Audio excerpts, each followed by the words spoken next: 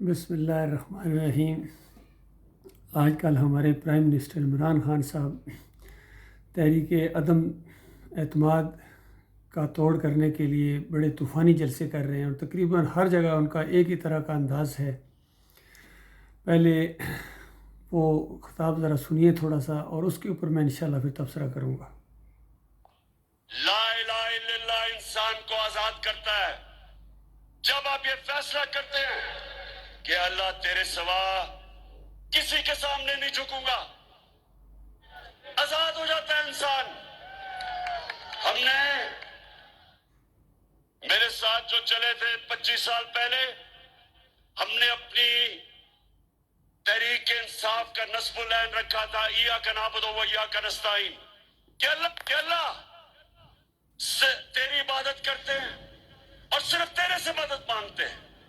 اس لیے عمران خان امریکی صدر ہو یا دنیا کا جو بھی صدر ہو، اس کے سامنے آنکھ میں آنکھ ڈال کے بات کرتا ہے، جھکتا نہیں ہے۔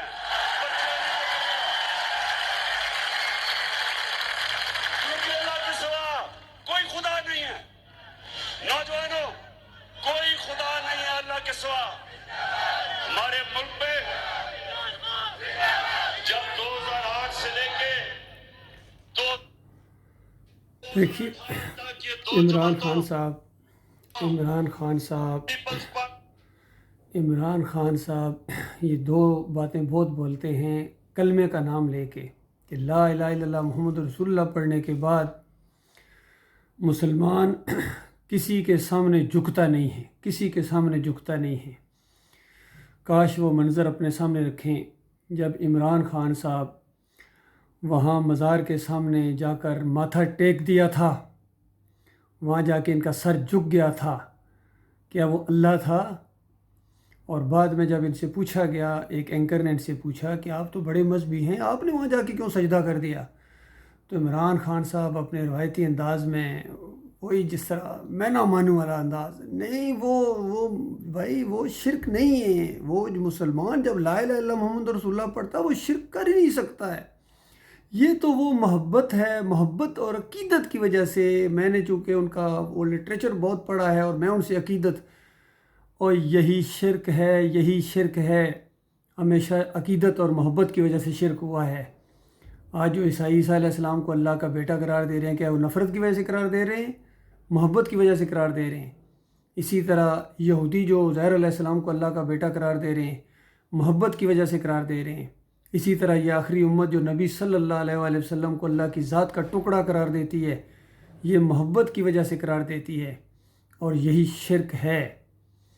دوسری آپ کی بات کہ مسلمان جب لا الہ الا اللہ محمد رسول اللہ پڑھتا ہے تو پھر وہ کسی اور سے مدد نہیں مانگ سکتا، کیونکہ آپ کی تحریک کا منشور تھا ایاک نعبد و ایاک نستعین، کہ اللہ میں تیری عبادت کرتا ہوں اور میں صرف تیرے سامنے جھکتا ہوں، تجھ سے مدد مانگتا ہوں۔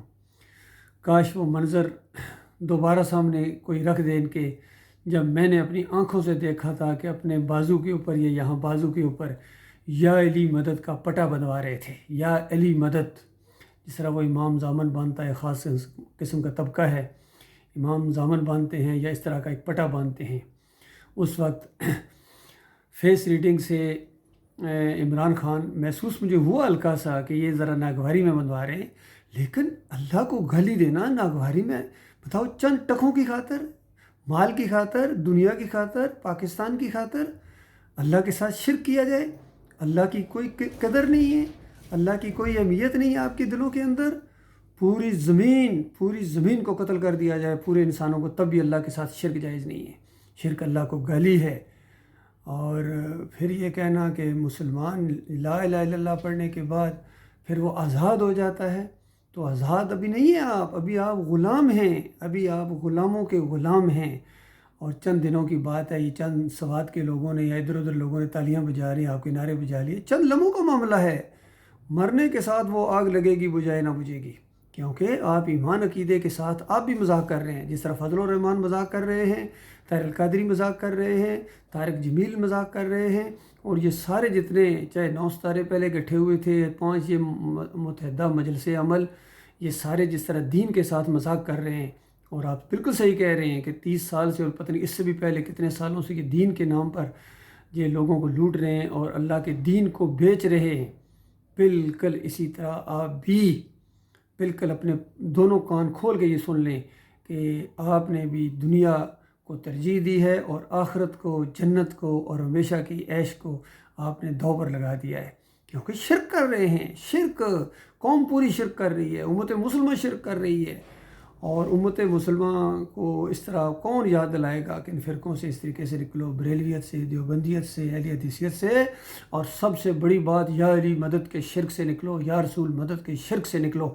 ذرا ایک دفعہ کہیں نا، آپ کسی جلسے کے اندر کہیں نا یا رسول مدد کہنا شرک ہے، یا علی مدد کہنا شرک ہے، تعویذ گھنٹا شرک ہے، تو اس کے بعد میں دیکھتا ہوں آپ کے کون نعرے لگاتا ہے، کرسیاں اٹھا کے ماریں گے آپ کو۔ تو اس وقت پتہ چلے گا دین اسلام کی بنیاد کیا ہے۔ یہ ہے اصل بنیاد۔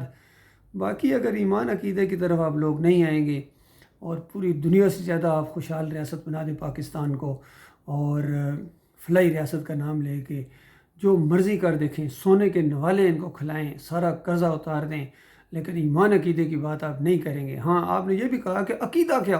یہ عقیدہ ہوتا ہے کہ اللہ کے علاوہ کسی کے سامنے سجدہ نہیں ہے، اللہ کے سوا کسی کو مدد کے لیے نہیں پکارنا ہے، اللہ کے علاوہ کسی پر توکل اور بھروسہ نہیں رکھنا ہے، اللہ کا کسی کو واسطہ اور وسیلہ نہیں دینا ہے کہ یا اللہ اپنے حبیب کے صدقے، پنج تن پاک کے صدقے۔ یہ ہے عقیدہ۔ یہ مشرکانہ عقیدہ ہے کہ واسطہ وسیلہ دیا جائے اللہ کو۔ یہ مشرکانہ عقیدہ ہے کہ کسی نبی ولی کے سامنے سجدہ کیا جائے، اس کی زندگی کے اندر یا بعد میں اس کی قبر کے اوپر جا کر، یا یہ جو پیر صاحب کو سجدے کیے جاتے ہیں، یہ مشرکانہ عقیدہ ہے۔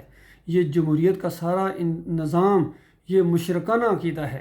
جمہوریت شرک ہے اور اللہ کے ساتھ بغاوت ہے، اللہ کے دین کے ساتھ غداری ہے۔ اور پھر آپ مثالیں دیتے ہیں کبھی نبی علیہ السلام کی، کبھی صحابہ کرام کی۔ بتاؤ، وہ آپ کی طرح تھے؟ انہوں نے آپ کی طرح فریب دیا تھا اپنی قوم کو؟ محمد صلی اللہ علیہ وآلہ وسلم نے کس نقطے پر قوم کو بلایا تھا؟ حالانکہ بڑے سے بڑے مسائل موجود تھے، سیاسی مسائل تھے، فحاشی تھی، غربت تھی، غلامی تھی، ہر چیز موجود تھی، لیکن کہاں سے مسئلہ انہوں نے شروع کیا؟ الہکم الہ واحد، تمہارا ایک الہ ہے، تمہارا اکیلا معبود ہے۔ یا ایھا الناس قولوا لا الہ الا اللہ تفلحوا، اے انسانوں کہو اللہ کے علاوہ کوئی معبود نہیں اور تم کامیاب ہو جاؤ گے۔ وَتَخْلَعُونَ مَا تَعْبُدُونَ مِن دُونِی، اور چھوڑ دو ان کو جن کو تمہارے باؤ اجداد پوجتے آ رہے ہیں۔ باؤ اجداد جو کرتے آ رہے ہیں گمراہ تھے، بے دین تھے، جہنم کا ایندھن بن چکے ہیں، جو اللہ کے علاوہ کسی اور کو پکارتے تھے۔ یا ابراہیم کس نہیں کہتے تھے، یا اسماعیل، یا لات بابا، یا منات بابا، پھر ان کے پھیرے لگاتے تھے، عرس اور میلے کرتے تھے، ان کو پکارتے تھے، اور یہ ساری چیزیں جو کرتے تھے یہ مارے گئے، جہنم کی آگ کا ایندھن بن گئے۔ اس کے بعد رک جاؤ، للہ رکو، ورنہ تم بھی جہنم کی آگ کا ایندھن بن جاؤ گے۔ یہی بات آج میں اپنے پیارے بھائیوں کو، فوجی بھائیوں کو بھی، اور ہمارے سول بھائیوں کو بھی، اور سارے سیاسی لوگوں کو بھی، کہ دیکھو اس خود فریبی سے نکلو۔ یہ تمہیں اللہ کی بغاوت، یہ تمہیں کہیں کا نہیں چھوڑے گی۔ چند دنوں کی معاملہ ہے، یہ تالیاں بجوا لو اور نعرے لگوا لو، اس کے بعد جو مرنے کے ساتھ تمہیں آگ لگنے والی ہے۔ فرشتے آ کے پہلی بات آ کے یہی پوچھیں گے، این ما کنتم تدعون من دون اللہ، بتاؤ وہ کہاں گے جن کو تم اللہ کے علاوہ پکارا کرتے تھے، جن کے سجدے کرتے تھے وہاں جا کے، اور مانتے نہیں تھے کہ شرک ہے۔ کوئی مشرک نہیں مانتا، یاد رکھیے، دنیا کے اندر اس زمین کے اوپر کوئی مشرک قوم ایسی نہیں آئی ہے کہ جس نے کہا ہو کہ ہاں میں یہ شرک کرتا ہوں، کبھی نہیں مانتے ہیں، بلکہ الزام اللہ کے اوپر لگاتے ہیں کہ اللہ کو خوش کرنے کے لیے یہ سب کچھ کرتے ہیں۔ جس طرح بھی ہمارے یہ عمران خان صاحب ہیں، دوسرے ہیں فوجی جرنیل بھی اسی طریقے سے ہیں، دوسرے سیاسی لیڈر بھی ہیں، سارے کہتے ہیں اس سے، یا ہم بزرگوں کے سامنے جا کے ماتھا ٹیکتے ہیں، وہاں جا کے چڑھاوے چڑھاتے ہیں، پنڈلیاں دباتے ہیں جب ان کی، تو یہ اللہ خوش ہوتا ہے۔ 11ویں کی دیگ جب پکتی ہے نا تو اللہ خوش ہوتا ہے، محرم کی سبیل کے شربت جب لگتے ہیں نا تو اللہ خوش ہوتا ہے، اور میلاد کا تو کہنا ہی کیا، اس دن جو کیک کاٹا جاتا ہے اس دن اللہ خوش ہوتا ہے، واسطے وسیلے دیتے ہیں، اللہ خوش ہوتا ہے۔ مالک فرماتا آنے دو قیامت کا دن، تمہیں پتہ چلے گا، کانوا لہم اعداء وکانوا بعباداتہم کافرین۔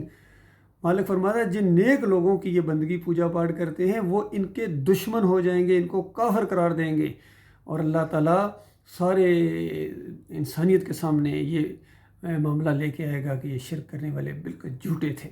اسی لیے میدان محشر قائم ہوگا، اور اس کے بعد ہمیشہ ہمیشہ کے لیے ایک گروہ نے جنت میں جانا ہے اور ایک جہنمی گروہ ہوگا۔ ایک نظریاتی فیصلہ ہوگا، عقیدے کے اوپر فیصلہ ہوگا میرے بھائیوں۔ جن کا عقیدہ ٹھیک ہوگا ان کے اعمال تولے جائیں گے، ان کی نمازیں، روزے، حج، عمرے اور یہ سب کچھ ابھی یہ رمضان کا مہینہ آ رہا ہے چند ہفتوں کے بعد، یہ صرف مومنوں کے اوپر ہے۔ یا ایھا الذین آمنوا کتب علیکم الصیام، اے مومنو ماننے والو تمہارے اوپر کتبہ لکھا گیا ہے یہ رمضان، جس طرح تم سے پہلے مومنوں کے اوپر۔ اور صلاۃ، یہ جو نماز ہے، ان الصلاۃ کانت علی المؤمنین کتابا موقوتا، یہ جو صلاۃ ہے 5 وقتہ، یہ صرف مومنوں کے اوپر ہے۔ باقی اپنا نام مومن رکھوا کے اس کے بعد گھوڑے کو پوجو، اس کے بعد جناب قبروں کو پوجو، مزاروں کو پوجو، تو تمہیں اللہ بھی مومن کہے گا۔ تم اپنے مومن ہو، اپنے معاشرے کے مومن ہو، اللہ کے ہاں تم مومن نہیں ہو۔ اللہ کے ہاں مومن وہ ہے جو صحیح معنوں میں مومن ہے، اور اللہ کے رسول صلی اللہ علیہ وآلہ وسلم کی جو ہے تعلیمات کے مطابق۔ اور آج کل یہ سورہ الحجرات کی کتاب وہ آیت بھی بہت پیش کرتے ہیں، دیکھو جی ایک دوسرے کو لعن طعن نہ کہو، اور یہ صحابہ کرام کے لیے تھی۔ صحابہ کرام جو تھے ان کو اس معاشرے کو کہا گیا تھا۔ تمہارے لیے دوسری آیتیں ہیں، تمہارے لیے کہا گیا انما المؤمنون الذین آمنوا باللہ ورسولہ ثم لم یرتابوا وجاہدوا باموالہم وانفسہم فی سبیل اللہ اولئک هم الصادقون، کہ مومن کی رٹ لگائی ہوئی ہے۔ مومن بننا کوئی آسان کام ہے؟ مومن وہ ہے، مالک فرماتا صرف اور صرف مومن اللہ پر ایمان لائے ایسا مضبوط ایمان، اور اللہ کے رسول صلی اللہ علیہ وآلہ وسلم پر ایمان لائیں ایسا مضبوط ایمان کہ ثم لم یرتابوا، پھر ذرہ برابر بال برابر شک نہ کریں، وجاہدوا باموالہم وانفسہم فی سبیل اللہ، اور پھر جہاد کریں اللہ کے راستے کے اندر۔ یہ جہاد سب سے پہلے جہاد کا آغاز ہوتا ہے توحید کی دعوت سے ہوتا ہے، قرآن کے ذریعے جہاد کیا جاتا ہے۔ سورہ الفرقان جو مکی دور کی صورت سے اللہ فرماتا ہے جہاد کرو اس قرآن کے ذریعے، جہاد کبیرہ، بہت بڑا جہاد کرو۔ یہ جہاد ہے اللہ کی توحید کی دعوت دینا، رد شرک کرنا۔ شرک کا رد ذرا کرے نا، پھر آپ کو پتہ چلے گا۔ کسی چوک کے اندر ذرا کھڑے ہو کے کوئی نعرہ لگائے کہ یا علی مدد کہنا شرک ہے، یا رسول مدد کہنا شرک ہے، 11ویں نہ کھاؤ حرام ہے، محرم کی سبیلیں نہ لگاؤ نہ پیو حرام ہے، واسطے وسیلے نہ دو حرام ہے، نہ کرو، ذرا نعرہ لگاؤ نا، پھر پتہ چلے گا۔ پھر آپ کو ابو جہل بھی نظر آئے گا، عتبہ اور شیبہ بھی نظر آئیں گے، پھر ساری چیزیں نظر آئیں گی۔ اللہ کے بندو رک جاؤ، نہ ان فریب کاروں کے پیچھے نعرے لگا کے ان کی دنیا کی خاطر تم اپنی دنیا بھی گنوا رہے اور آخرت بھی برباد کر جاؤ گے۔ ہمیشہ ہمیشہ کی آگ کے اندر تمہیں رہنا پڑے گا ان سب کے ساتھ، جتنے یہ سیاسی لیڈر ہیں، جب تک یہ توبہ نہ کریں، معافی نہ مانگیں اپنے مالک اور خالق سے، اور پھر اعلان کریں کہ لوگوں ہم تمہیں فریب دیتے رہے ہیں، یہ جو سارا معاملہ تمہیں بتاتے رہے ہیں، کبھی مدینہ ریاست کا سبز باغ دکھاتے ہیں، کبھی یہ کتاب کے علم کے ساتھ اٹھتے ہیں، کبھی یہ نظام مصطفیٰ کے نام کے ساتھ فریب دیتے ہیں، کبھی جماعت اسلامی والوں کی طرح کہ ہم دین لے آئیں گے، ہم یہ کر دیں گے، کبھی ڈاکٹر اسرار کی طرح، کبھی اعلیٰ حضرت اور کبھی ابو العلا کی طرح، سب فریب کار ہیں۔ اللہ کے بندو ان صوفیوں کی کتابیں پڑھو۔ ہمارے عمران خان صاحب کہتے ہیں میں نے صوفیہ کا بہت مطالعہ کیا، اور کیا مطالعہ کیا؟ خاک مطالعہ کیا آپ نے۔ صوفیوں کی کتابوں کے اندر یہ ساری چیزیں لکھی ہیں، وحدت الوجود، وحدت الشہود، اور یہ اللہ بندہ بن جاتا ہے، بندہ اللہ بن جاتا ہے۔ اور پھر علی جویری کی کتاب کشف المحجوب کے اندر پڑھا ہے کتنے الزامات اس نے لگائے ہیں نبی صلی اللہ علیہ وآلہ وسلم کے اوپر اور داؤد علیہ السلام کے اوپر۔ اپنے سو و شکر کے عنوان کا ذرا دیکھو، انہوں نے اپنی صوفیت کو ثابت کرنے کے لیے 2 انبیاء کے اوپر الزامات لگائے ہیں بدکاری کے، نعوذ باللہ، کہتے ہوئے عجیب لگتا ہے، لیکن یہ داتا بنا ہوا ہے۔ اسی طرح عبد القادر جیلانی کی کتابوں کا معاملہ ہے، محی الدین چشتی کی کتابیں، احمد سریندی کی کتابیں، پڑھو ان کی کتابیں، پھر آپ کو پتہ چلے گا۔ کتاب اللہ کے ساتھ ملاؤ، کتاب اللہ کا دین اور صوفیوں کا دین اور۔ اسی لیے صحابہ کرام کا انداز اختیار کرو، نبی علیہ السلام کی سنت کے اوپر عمل کرو۔ میں آپ کا بھائی ہوں، آپ کا خیر خواہ ہوں، نہ میں مولوی ہوں، نہ میں مولانا ہوں، نہ میں کوئی پیر ہوں، مشائخ نہیں ہوں، میں آپ کا فوجی بھائی ہوں۔ 7 پنجاب ریجمنٹ ارشد میرا نام ہے، 7 پنجاب ریجمنٹ سے افسر ہوں الحمدللہ۔ اور اسی بات کو میں نے وہاں جب یونٹ کے اندر اٹھایا تھا کہ دیکھو یہ معاملہ ہے، یا علی مدد نہ کہو، یا رسول مدد نہ کہو، یہ جو دم علی کے نعرے لگاتے ہیں صبح پی ٹی پریڈ میں، نہ لگاؤ، یہ شرک ہے۔ تو اس کے بعد بہرحال انہوں نے ایک ایسا میرے اوپر کیس بنا دیا، تو اس طرح فوج سے یہ بھی ایک میں نے ہر دفعہ میں پرائم منسٹر کو، جو بھی نیا پرائم منسٹر آتا ہے یا آرمی چیف آتا ہے، اس کو میں یہ پورا کیس بھیجتا ہوں، لیکن ان کو توفیق ہی نہیں ملتی اللہ کی کوئی بات سننے کی، اور اللہ کی بات کا کوئی اہمیت ان کے دلوں کے اندر نہیں ہے، چونکہ ایمان نہیں ہے، ایمان خالص نہیں ہے، توحید نہیں ہے، شرک ان کے دماغوں کے اندر دوڑ رہا ہے، اس وجہ سے دین کی کوئی اہمیت نہیں ان کے نزدیک۔ بہرحال کوئی نہیں، وہ قیامت کا دن بھی آنا ہے، وہ فیصلے کا دن آئے گا انشاءاللہ، ایک دن فیصلے کا دن آئے گا، اور مالک دنیا میں بھی وہ بڑی قدرت والا ہے، وہ اپنے بندوں کو وہ غالب کر دے گا۔ جب انشاءاللہ مومنوں کے پاس حکومت آئے گی، پھر انشاءاللہ اس کے بعد پتہ چلے گا کس طرح معاملہ ہے۔ نہ یہ دیوبندیت رہے گی، نہ بریلویت رہے گی، اور کسی کی جرت نہیں ہوگی کوئی جو ہے یہ سود کا معاملہ کرے، فحاشی کا معاملہ ہو، اور یہ جمہوریت کے ذریعے نہیں، یہ دعوت کے ذریعے آئے گا، توحید کے ذریعے آئے گا، رد شرک کے ذریعے آئے گا۔ ہمارے سامنے بہترین نمونہ ہے محمد صلی اللہ علیہ وآلہ وسلم کی زندگی اور صحابہ اکرام کی زندگیاں۔ اللہ تعالیٰ غور و فکر کرنے کی توفیق عطا فرمائے۔